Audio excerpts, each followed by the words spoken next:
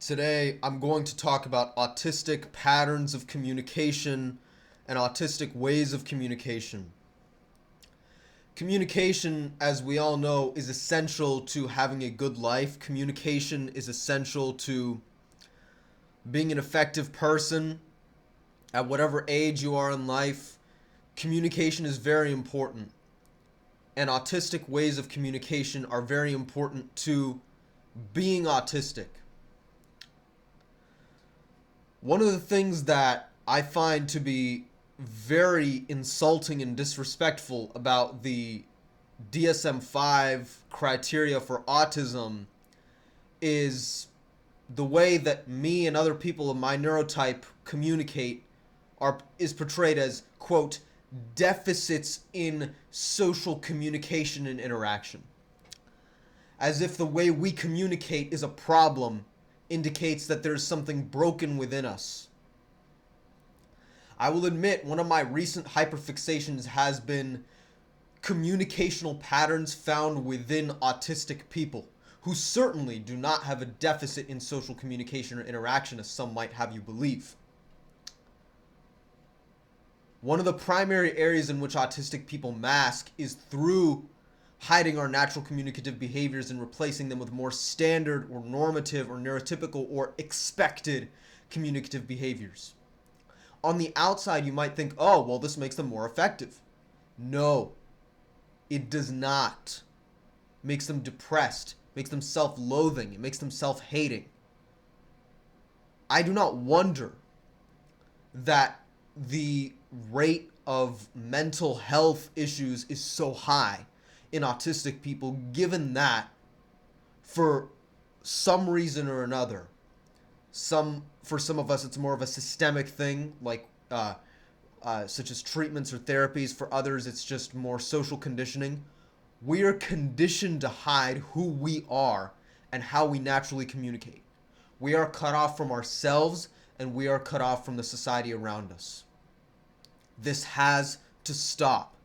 Autistic people need to communicate the way we naturally communicate. Non-autistic people must understand and accept us for that. With that, I will get into some of the autistic patterns of communication that I have found to be very fascinating. I got into this a few videos back in the Are Autistic People Rude video. And in that video, I discussed a common misconception about autistic communication, showing that not only are autistic people not rude, but we're just different. And I want to elaborate on that difference in this video. One thing you'll find me and find other autistic people doing is info dumping.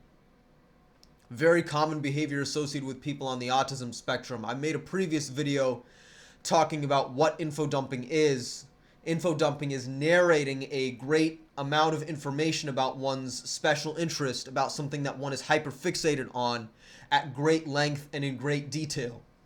That is known as info dumping.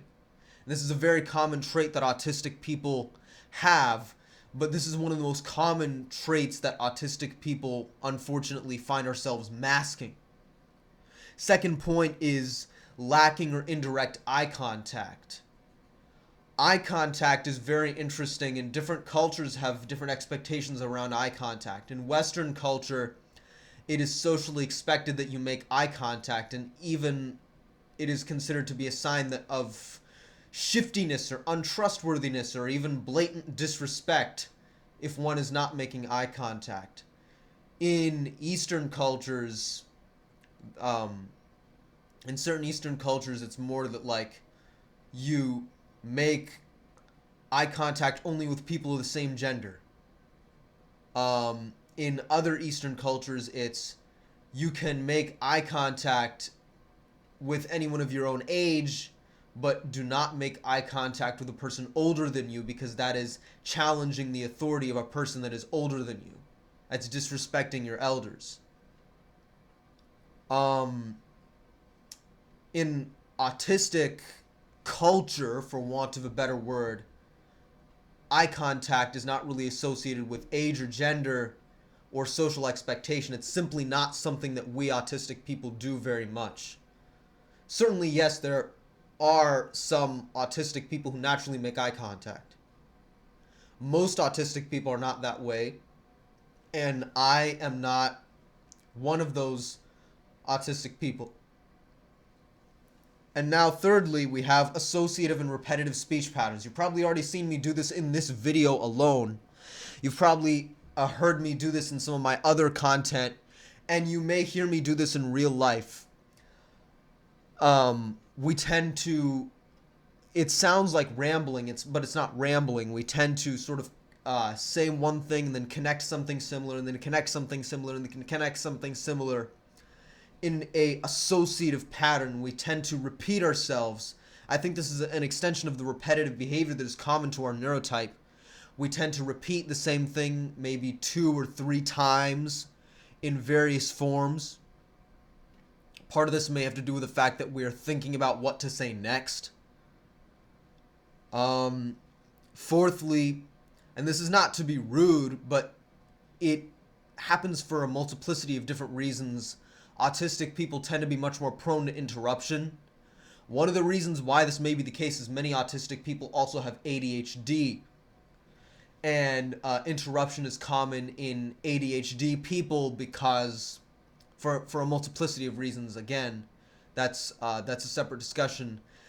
Secondly is that autistic people do not necessarily internalize that society considers interruption to be poor etiquette. Thirdly, another thing with interruption is that, keep in mind, autistic people, when they're with each other, they're info dumping. So when one has a thought related to the info dump that one of them is giving, they'll just interrupt and jump in, because pretty soon that thought which they had will become irrelevant to the conversation at hand. So interrupt now instead of waiting for the other person to finish info dumping and then you add your thought in later.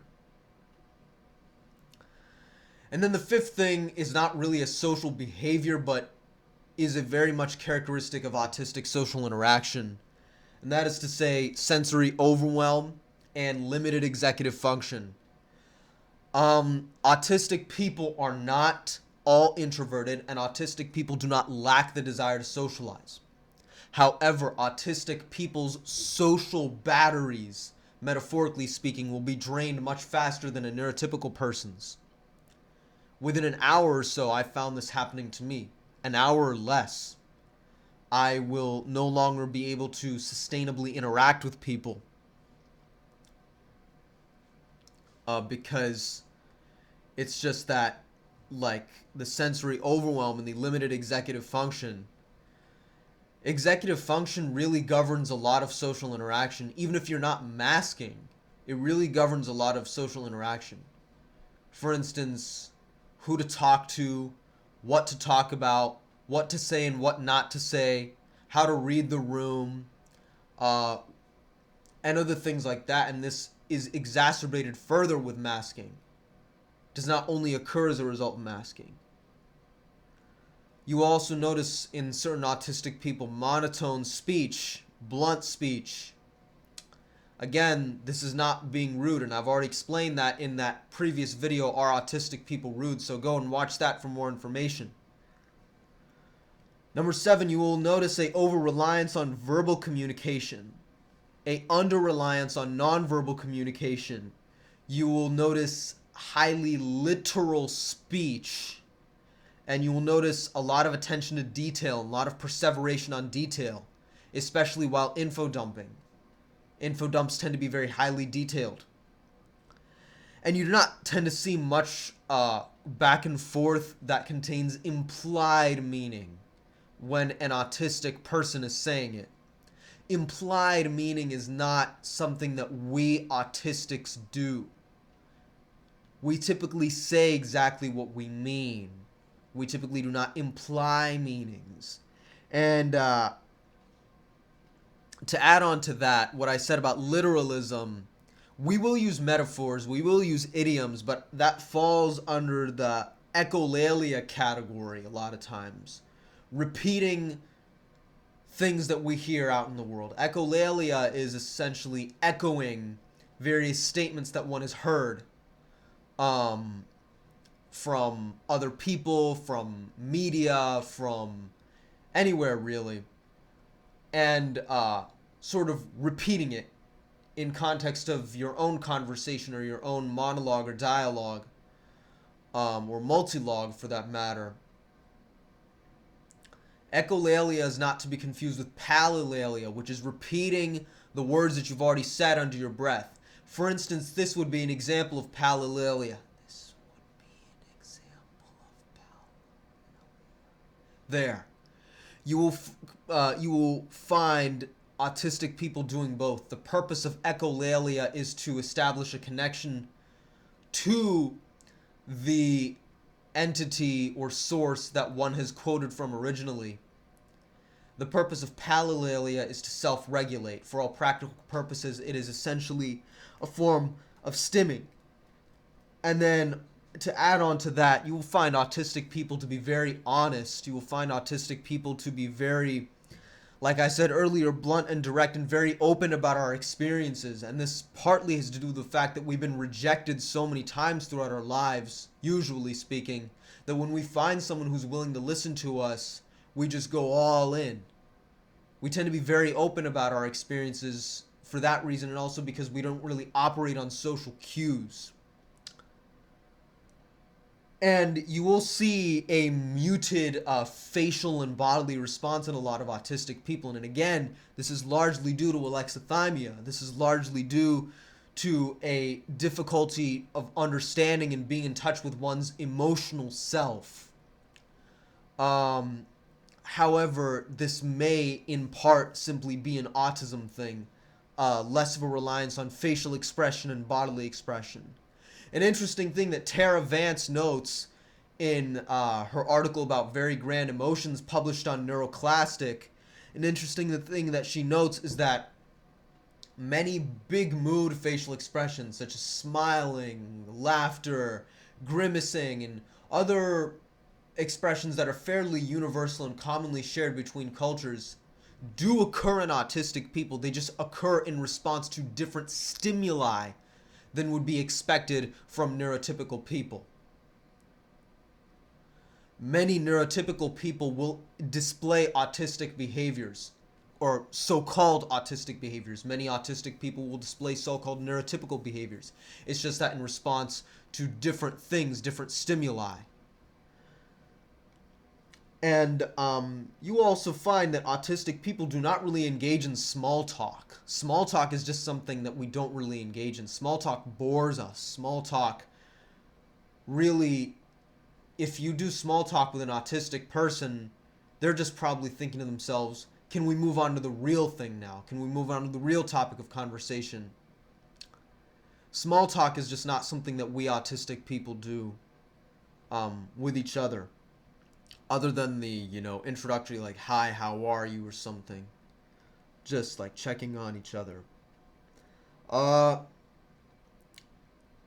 You also find that there's a lot less emphasis on social conformity in the autistic neurotype.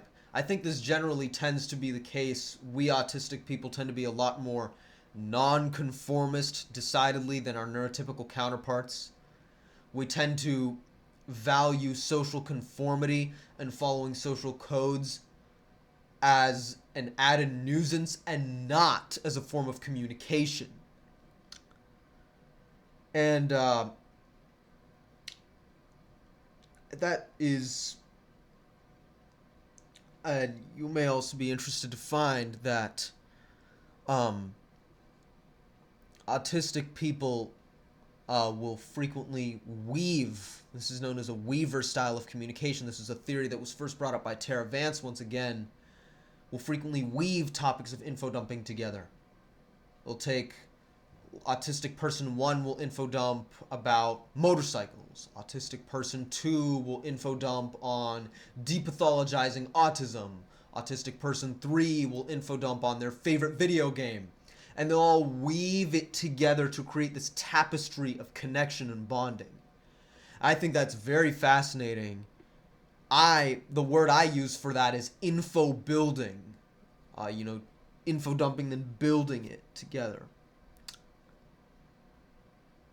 Autistic ways of communication are so beautiful because they are the foundation of autistic culture. Communication and social interaction is the foundation of culture and society itself. Without an appreciation of autistic communication, without understanding autistic communication, without accommodating for autistic communication, we marginalize autistic people and we exclude them from society. Without communicating autistically, and I say this to my fellow autistics watching this, without communicating autistically, without doing it the autistic way, we fail to show the world who we really are. We end up hurting ourselves, and we end up not connecting with the world, and we fail to show the world who we really are. Thank you for watching.